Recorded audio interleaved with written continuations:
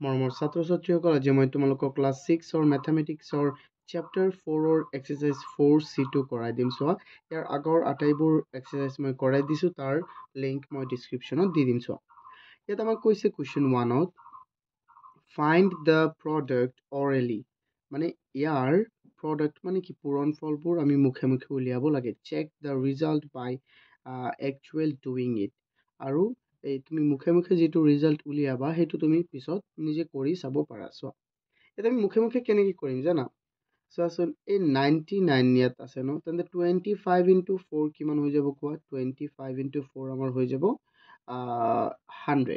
100 × 99 কিমান হৈ যাব? 9900 হৈ যাব ন, দুটা শূন্য ইয়াত বহি যাব।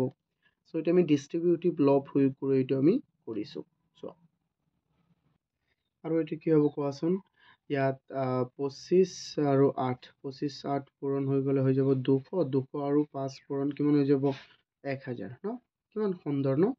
ইয়াত চোৱা এইটো আমি পূৰণ কৰোঁ, 4 পূৰণ 50 কিমান হৈ যাব? 200, 200 আৰু 45 পূৰণ হ'লে 2 পূৰণ 45 কিমান হ'ব?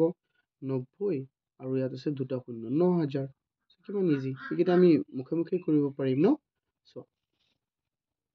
চ' এইটো তোমালোকে ইমান কৰিব নালাগে, জাষ্ট মুখে মুখে কৰি দিবা আৰু তাৰপিছত চেকটো কৰিবা নিজে, বা মই কৰি দিওঁ। চ' কেনেকৈ কৰিবা তেতিয়া সহজ হ'ব। চ' ষ্টুডেণ্টছ 4C1 এৰ সলিউশ্যনটো তোমালোকে ইজিভাৱে কেনেকৈ কৰিব পাৰিবা, 99 × 25 × 4। চ' 99টোক এটা ছাইডত ৰাখা, তুমি 25ক তুমি ইফালে 25 আৰু 4 ইফালে লৈ আহা, তেন্তে কি হৈ যাব জানা ষ্টুডেণ্টছ? 99 × ইফালে হৈ গ'ল 100, আৰু এতিয়াতো তোমাৰ কিমান সহজ হৈ যাব ন, দুটা শূন্য ইফালে 99 আছিলে, দুটা শূন্য বহাই দিয়া, হৈ গ'ল, দুটা শূন্য বহাই দিয়া, এইটো এটা। তাৰপিছত বি নম্বৰটো চোৱা, বি নম্বৰৰ সলিউশ্যন কি আছে আমাৰ? 25 × 8 and 5 কিমান হৈ যাব এইটো কোৱা? 25 × 8, বা তুমি এইটো এনেকৈও কৰিব পাৰিবা, 25ৰ লগত 5 পূৰণ কৰি দিবা আৰু ইফালে থাকি গ'ল 8। 25 × 5 কিমান হৈ যাব? 125, আৰু ইফালে 8 আছে ন, তেন্তে 8 × 125 কিমান হৈ জানা? 1000, কিমান হৈ যাব? 1000। তাৰপিছত চি নম্বৰটো চোৱা কি আছে আমাৰ, চি নম্বৰটোৰ সলিউশ্যন ইয়াত আছে আমাৰ 4 × 45 and কি আছে আমাৰ 50। চ' 4 × 45 চোৱা, ইয়াত আমি কি কৰিম, এই 4টো 50ৰ লগত পূৰণ কৰি দিম, ইফালে 45 থাকি যাওক, 45 থাকি গ'লে চোৱা 45 থাকি গ'ল, 50ৰ লগত 4টো পূৰণ কৰিলোঁ, তেন্তে 45 × কি হৈ যাব? 200, তেন্তে চোৱা 2 × 45 হৈ যাব আমাৰ 90, আৰু ইফালে দুটা শূন্য আছে, কিমান সহজ। বুজি পাইছা না ষ্টুডেণ্টছ? আই হোপ বুজি পাইছা। চ' এতিয়া আমি চাম 2 নম্বৰ কুৱেশ্যনটো। 2 নম্বৰ কুৱেশ্যনটোত কি কৈছে আমাক, fill in the blank space with appropriate number। চ' ইয়াত এইটো আমাৰ কি নিয়ম হয় জানা, ডিষ্ট্ৰিবিউটিভ প্ৰপাৰ্টি হয় এইকেইটা ন, ডিষ্ট্ৰিবিউটিভ। আমি কি কৰিম, ডিষ্ট্ৰিবিউট কৰিব লাগিব। এই 2ৰ লগত এবাৰ 5 পূৰণ হ'ব, এই 2ৰ লগত এবাৰ 7 পূৰণ হ'ব, তেন্তে ইয়াত 5 হৈ যাব, ইয়াত 7 হৈ যাব। এই 3ৰ লগত এবাৰ 6 পূৰণ হ'ব, এই 3ৰ লগত এবাৰ 8 পূৰণ হ'ব, 3ৰ লগত 6 পূৰণ হ'ব, 3ৰ লগত 8 পূৰণ হ'ব।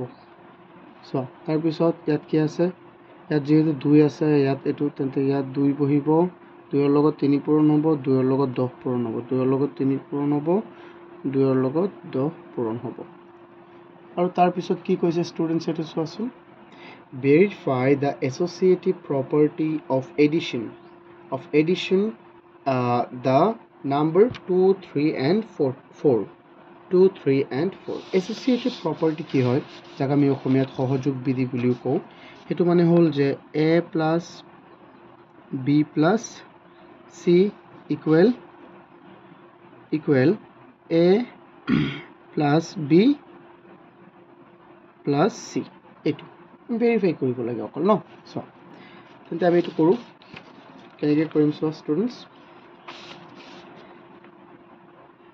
3 নম্বৰ selection আমি এইটো কৰো 2 3 4 সো আমি কৰি চাম 2 plus 3 plus 4 equal কি হ'ব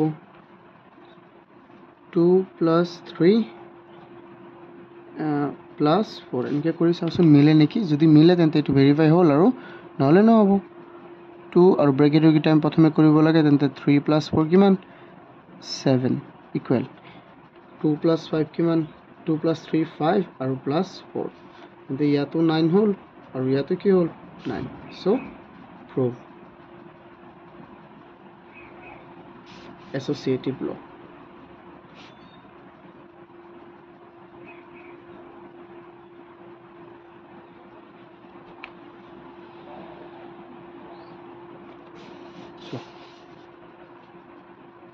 এইটো সূত্ৰটো হ'ল এইটো a plus b plus c equal a plus b plus c বুজি পাইছে না ষ্টুডেন্টস এইটো এতিয়া চোৱা যদি এইকেইটা বুজি পাইছা তেন্তে ভিডিঅ'টো লাইক কৰি দিয়া আৰু চেনেলটো যদি এতিয়াও ছাবস্ক্ৰাইব কৰা নাই তেন্তে প্লিজ এবাৰ চেনেলটো ছাবস্ক্ৰাইব কৰি দিয়া থ্যাংক ইউ